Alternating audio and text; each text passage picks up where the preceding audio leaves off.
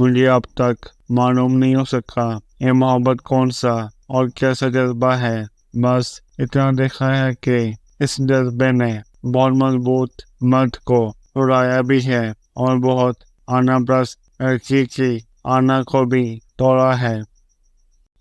میں نے اس محبت کے مارے مرد اور عورت دونوں کو روتے دیکھا ہے۔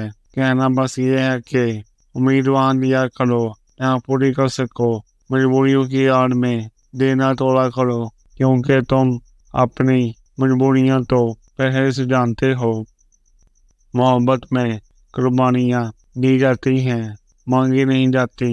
قربانیاں مانگنے والے محبت کے دعوے دار تو ہو سکتے ہیں، حقدار ہرگز نہیں ہو سکتے۔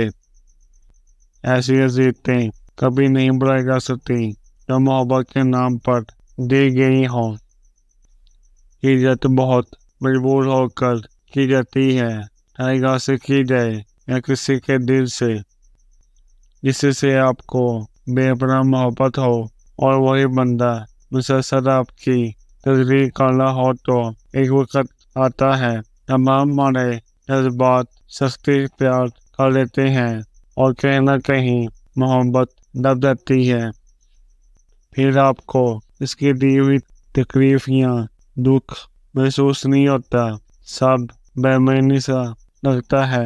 اس سے نفرت تو نہیں ہوتی اور محبت خاموش ضرور ہو جاتی ہے، اور پھر اسے کھونے کا ڈر بھی ختم ہو جاتا ہے۔